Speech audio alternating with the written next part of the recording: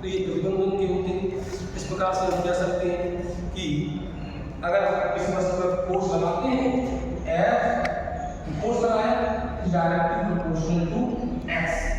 और यहाँ पे क्या लगाया F is directly proportional to minus. तो ये माइनस साइन इस बात को प्रदर्शित करता है, ये माइनस साइन इस बात को प्रदर्शित करता है कि लगाया गया बल विस्थापन के विपरीत। तो सुविधा क्यों हो रही है, तो कोई बल ऐसा है जो उसे विस्थापन करने से रोक रहा है या विस्थापन के विपरीत। ठीक है, तो ये इस प्रकार की गतियां सरल आवर्त गति के उदाहरण है, सरल आवर्त गतियां हैं। अब हम इस सरल आवर्त गति से सिंपल हार्मोनिक ऑसिलेटर की बात करने लगे। अब तक आप इंटरमीडिएट तक सरल आवर्त गति ही पढ़ती हैं, लेकिन आप नया शब्द सुन रही हैं सरल आवर्ती दोलित तो ये दोलित और ये सरल आवर्ती दोलित और उसका भारण क्या हो सकता है। तो अगर कोई निकाय किसी सिस्टम में, सिस्टम का ये जो हमारा पेंडुलम बना हुआ है या कहते हैं कोई लोला बना हुआ है, तो ये एक सिस्टम है, निकाय कहते हैं, इसको निकाय कहते हैं, सिस्टम कहते हैं। अगर ये सिस्टम काम करता है तो हम जानते हैं सिस्टम जो है आवर्त गति करता है या सरल आवर्त गति करता है। तो इसी प्रकार की सरल आवर्त गति जब सिस्टम के अंतर्गत आवर्त गति करती है तो उसे दोलित क्या लगते हैं, ऑसिलेटर कहते हैं। तो इस और अगर हम मान लीजिए तो हमने कहा जब कोई सरल आवर्त गति करती है तो उसको फोर्स लगाते हैं या directly proportional to minus x होता है। अब आप मुझे बताओ तो कल साफ हो जाएगा। तो इस प्रकार से तो इसका मतलब हुआ अगर हम इस बात करें कि किसी भी सरल आवर्त गति द्वारा किसी वस्तु पर लगाया गया बल F directly proportional to minus होता है, जहां माइनस से विस्थापन के विपरीत है। F बराबर प्रोपोर्शनल का निशान लगाए तो Ps, जहां Kx मेरी जमीन का डी हो गया, जहां K जो है क्या है कांस्टेंट। इस कांस्टेंट को क्या कहते हैं, इस कांस्टेंट को हम रेसोनेटिंग फोर्स भी कहते हैं। क्या कहते हैं, रेसोनेटिंग फोर्स। इन्हीं में से हम प्रत्यानयन बल, प्रत्यानयन में जानते हैं क्या, प्रत्यानयन प्रतिधन कौन, प्रतिधन तो अनमोल लो, ठीक है। कौन सा संधि है, तो कौन सा समास, प्रत्यानयन कौन सा समास है, प्रत्यानयन या दशानन, दशानन कौन सा समास है। चलिए अब बात करते हैं दूसरी वस्तु। अब ये फॉर्मूला हो गया बराबर माइनस कि अगर किसी वस्तु पर हम को बल लगाते हैं तो वो x विस्थापित हो जाती है, तो F is directly proportional to minus x, जहां t नियतांक है, जैसे हम क्या कहते हैं प्रत्यानयन नियतांक कहते हैं, वस्तु फोर्स लगाता है। अब मान लीजिए m द्रव्यमान का कोई कण है, m द्रव्यमान का कोई कण है और वो क्या कर रहा है, सरल आवर्ती दोलित कर रहा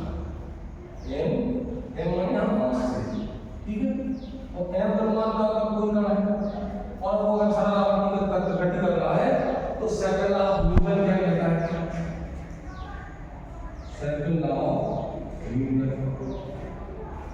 सेकंड लॉ ऑफ न्यूटन क्या कहता है, F इक्वल टू mg बना है, mg जब ऑप्शन चलती है फोर्स है, ये मास है, और ये त्वरण की परिभाषा का है, तो हिंदी को परिभाषा होता है, तो मैथमेटिकल भाषा में ये हो क्या लिखते हैं, मैथमेटिकल भाषा में ये क्या लिखते हैं, जो बात हमने हिंदी में कही वेग परिवर्तन की दर, तो मैं डॉक्टर क्या है v अपॉन ये क्या है, वेग परिवर्तन की दर को तो कहते हैं मैथमेटिकल भाषा। और अगर इसे अब चूंकि F बराबर m into a है तो F यहाँ पर फोर्स है, तो हम इसको क्या लिख सकते हैं? अब देखो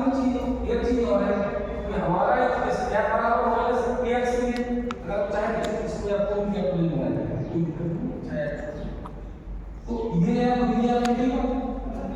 तो ये जो समीकरण है ऊपर वाला वो किसके पदों में, स्टेप से किसके पदों में, x के पदों में। x माने यहाँ क्या है, x मींस रिप्लेसमेंट, हां वेरी गुड, डिस्प्लेसमेंट अर्थात विस्थापन, ठीक क्या है, विस्थापन। और हमारा ये वाला किसके पदों में, एक्सीलरेशन। तो अगर सिचुएशन इक्वेशन को अगर इंटीग्रेट करनी है, अगर तुलना करनी है, तो ये समीकरण भी विस्थापन के पदों में होना चाहिए या ये वाला समीकरण भी त्वरण के पदों में होना चाहिए। तो हम इसको लिए क्या करें, तो b आएगा तो वेग के पदों में हो जाएगा, एक पदों में हो जाएगा। तो फिर हम इसका मतलब वेग को भी बदलें किसके पदों में, तो वेग की परिभाषा क्या है, वेग की परिभाषा क्या है, वेग कैसे बदला, हम खड़े हैं तो क्या है स्थिर और हम चला गए वेग हो गया, तो चले किसके साथ, क्या किया, विस्थापन में परिवर्तन करना, किसमें, समय के साथ विस्थापन, यानी विस्थापन के परिवर्तन की दर को वेग कहते हैं। अर्थात i can written as the mathematical dx, विस्थापन का समीकरण करते हैं तो dx upon dt, so I can written as d upon dt और v means dx upon dt। तो इसको डिफरेंशिएट कर दीजिए, मैथ में एनसीएसटी और कई बार ओके। तो इसका आप डिफरेंशिएट करेंगे तो क्या हो जाएगा, इसको डिफरेंशिएट कर लो,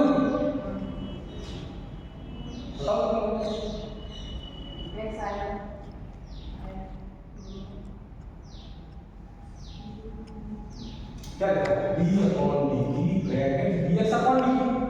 तो इसको डिफरेंशिएट करो क्या आएगा, dx upon dt दो बार डिफरेंशिएट पहले से है, एक बार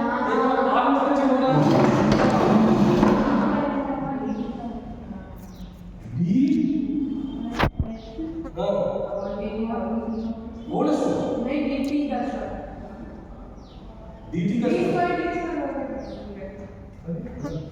d2x, तो इसको क्या बोलोगे, d स्क्वायर x नहीं बोलो, क्या बोलोगे, d2x अपॉन dt स्क्वायर, क्या बोल सकते हैं। ये क्या है, ये लिखा है फर्स्ट ऑर्डर, ये क्या लिखा है, ये क्या है, समझ में जीरो, ये चीज तो आपको भूल जाए, जीरो वाला ये क्या लिखा है, पंकज वाला लाइट नहीं आ रही, dx अपॉन dt, ये क्या है,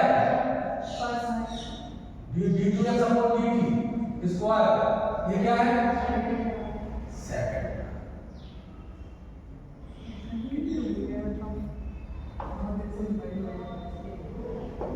सेकंड ऑर्डर ओके। अगर q होता तो थर्ड ऑर्डर, तो इसका मतलब ये हमारा हो गया a को हम पूछेंगे कभी, ध्यान रखोगे ये किसके पदों में है, सेकंड ऑर्डर विस्थापन, स्टेप्स इन डिस्प्लेसमेंट, विस्थापन के पदों में, ये किसके पदों में होगा, वेग। याद रखोगे हम पूछेंगे कि डिस्प्लेसमेंट एक्सीलरेशन को steps in velocity, so I can written as yeah u is equal to dv upon and steps in displacement, ठीक, you say a is equal to b upon dt। तो मैं इसका फॉर्मूला हो जाएगा n into a d2x upon dt square equation कर दीजिए दोनों की, equating in equation first and second,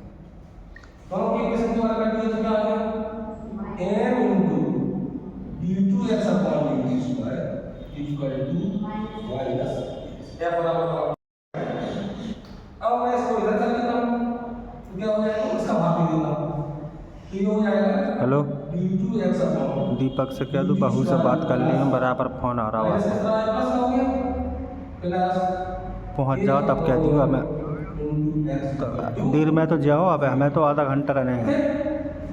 अब हम ये एक्सप्रेशन को क्या करते हैं, अब यहाँ तो थोड़ी चीज चालू हुई कि के अपॉन एम को लेट माने क्या मानते हैं कि k upon m equal to omega, तो इसको क्या लिख सकते हैं d2 x upon d2 square plus omega square x equal to 0। This is called क्या कहलाएगा, second order differential harmonic oscillator. Second order differential equation in simple harmonic oscillator. यह द्वितीय कोटि का लगाओगे, यह द्वितीय कोटि का सरल आवर्ती दोलक का अवकल समीकरण। कौन समीकरण है, अवकल समीकरण। ठीक है, तो ये आपको पता है। अब हमें इसका क्या करना है, ये बहुत इंपॉर्टेंट बात आ गई, ये सवाल शॉर्ट हो गया दिल्ली से। अगर दो नंबर का सवाल आता है कि सरल आवर्ती दोलक का अवकल समीकरण क्या ये, और वो कहता है क्या कीजिए तथा इसका हल बताइए, सॉल्यूशन क्या होगा इसका, सॉल्यूशन बताइए इसका क्या होगा, हमें इसका हल देखना कि इसका हल क्या हो सकता है, यानी कि सरल आवर्त गति का जनरल इक्वेशन क्या होगा। ये कौन सा इक्वेशन, डिफरेंशियल इक्वेशन किसका, सिंपल हार्मोनिक ऑसिलेटर। उसी सरल आवर्त गति का मुझे जनरल इक्वेशन चाहिए। जनरल इक्वेशन हिंदी में व्यापक समीकरण कहते हैं, क्या कहते हैं, व्यापक समीकरण। तो वो व्यापक समीकरण क्या होता है, भैया होता क्या है, आपको व्यापक समीकरण कभी पढ़ा है, और क्या x बराबर k sin omega t plus phi, ये सरल आवर्त का व्यापक समीकरण होता है, जनरल सॉल्यूशन होता है। जहां x स्थापन है, a एम्पलीट्यूड है,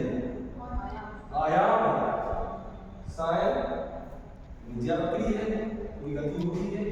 तो वो देखते हैं स्टेशन को अगर पहले बहुत बड़ा बन करके तो यूं चलती है कि उसी में एक आयाम कहलाता है, और ये 0 से लेकर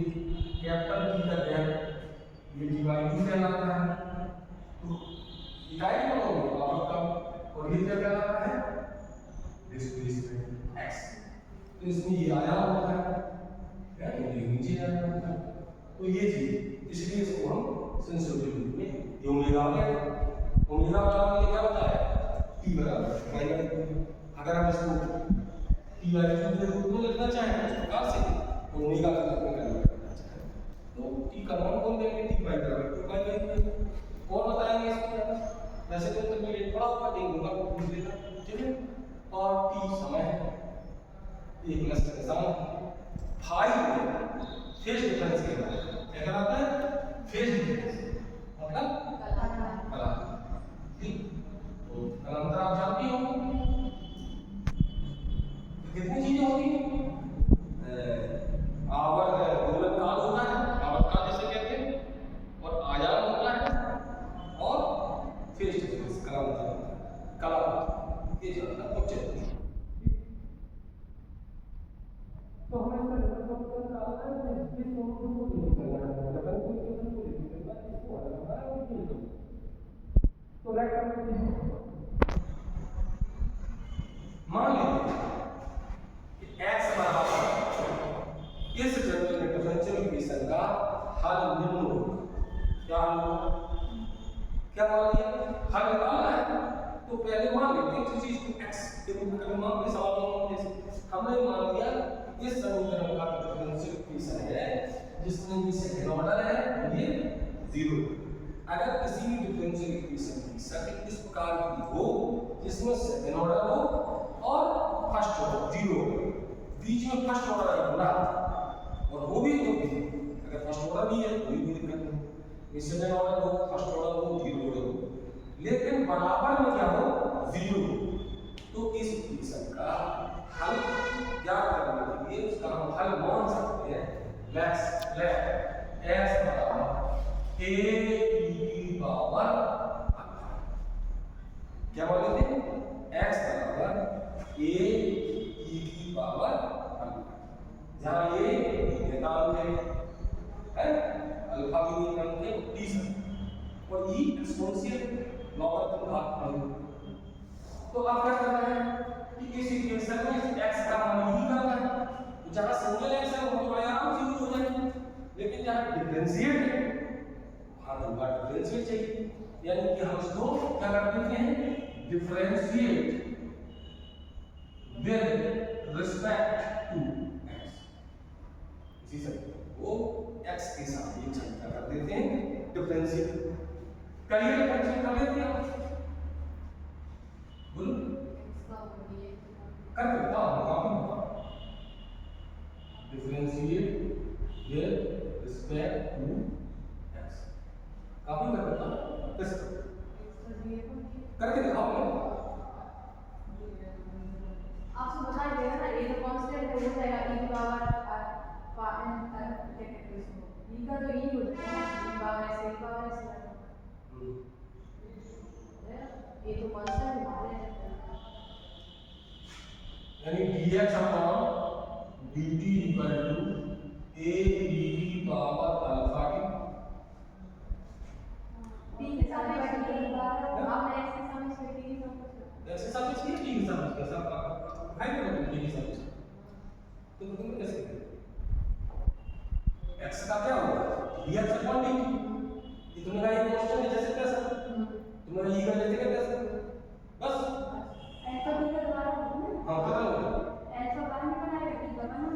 हो गया इनटू हो गया, यानी dx upon dt equal to alpha into e की पावर, देखो मुझे चाहिए क्या, दो बार एक बार, ठीक है, again second order differential equation, उसी कोड क्या होगा, मतलब क्या होगा, b2 x upon dt square कितना हो जाएगा,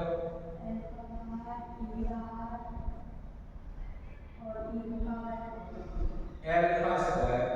e की पावर,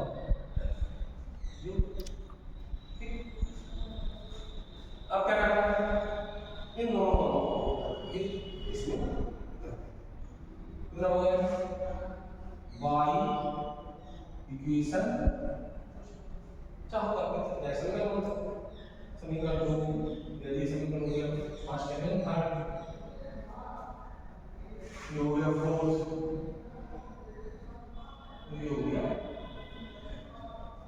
समीकरण फोर्थ हो गया यूजिंग वाई इक्वेशन, इसे यूज कर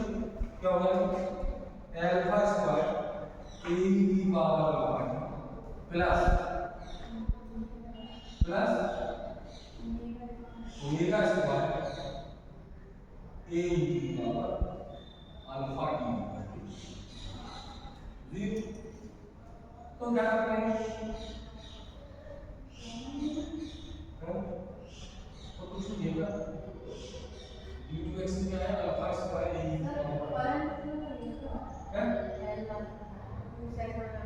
और बोले कि a की पावर अल्फा टू कॉमन लिया, alpha square plus omega square is equal to 0, a की power alpha t is not equal to 0, so alpha square plus omega square equal to 0, तो alpha square minus omega square, और इस minus को खत्म करना है bye दिमाग में पढ़ी क्या होता है, इमेजिनरी वैल्यू, इमेजिनरी वैल्यू पढ़ी, तो आई का माइनस वन किसका मान होगा,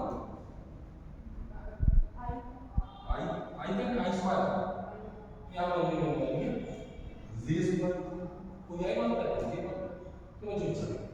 तो मैंने कह दिया इसको alpha square equal to j square omega square क्या लिख सकते हैं, ठीक है। अंडर रूट माइनस वन का कहीं होता है जो कि अंदर घटाओ तो स्क्वायर हो गया, इसलिए माइनस जे स्क्वायर। तो अल्फा बराबर क्या होगा प्लस माइनस जी होगी, यानी अल्फा के दो मान होगा जी होगा और अल्फा की माइनस, यानी कि इस अल्फा के मान को हम इस x वाले पर रख सकते हैं। तो x का मान x बराबर क्या हो जाएगा a e की पावर j ओमेगा t अब प्लस b into e की पावर माइनस j ओमेगा, ठीक। तो ये दो वैल्यू आपको यानी x के मान को क्या आ गया a e की power j omega t plus b e की पावर माइनस j ओमेगा। अब आपने कहीं पढ़ा है इन दोनों वैल्यू को, क्यों इसके दो हल हो गए, कौन कौन से x बराबर e की पावर a e की पावर j ओमेगा t और b प्लस b मान दूसरा कुछ आप a1 a2 मान सकते हैं, सिर्फ आप, ठीक है। अब आप एक्सपोनेंशियल में यानी e की पावर x को मान का हो, e की पावर ix को मान का हो और e की पावर माइनस ix को बता,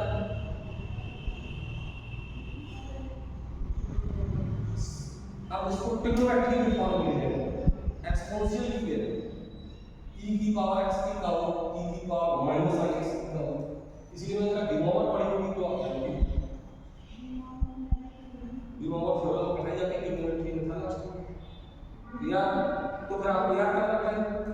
यहाँ पर हम कह सकते हैं कि e की पावर जो होता है j ओमेगा t, अर्थात e की पावर j ओमेगा t की वैल्यू, e की पावर j ओमेगा t की वैल्यू कितनी हो जाएगी,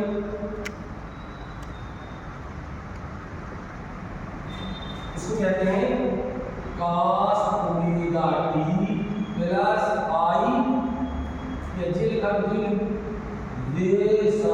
ओमेगा और e की power minus j omega t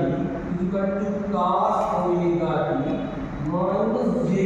sin omega t, समझ रहे हैं ये इस तरीके से इमेजिनरी वैल्यू और ये रियल वैल्यू, इसमें माइनस j लगा हुआ है, माइनस के साथ j है इमेजिनरी वैल्यू और j तो नहीं माइनस का चल, वैसे तो j वाली राशि इमेजिनरी ही होगी। अगर हम इन दोनों की वैल्यू को इसकी वैल्यू पुट कर तो क्या है x equal to a cos omega t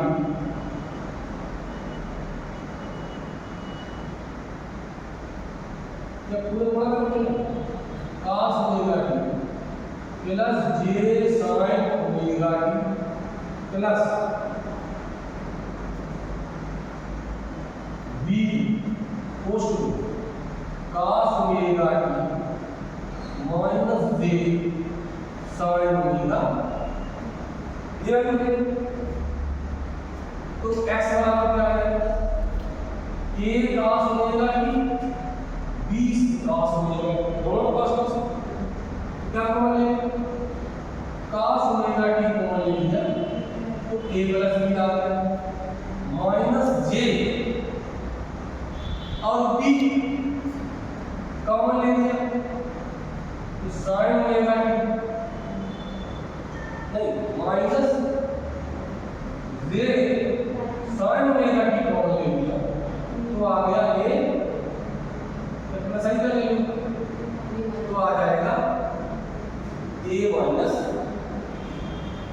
ठीक। इतना इन दोनों को आपको क्या करना है 25 को ये दो वैल्यू आपने देखा कि मैंने यहाँ राइट किया सही है। एक लाइन ये हो गई।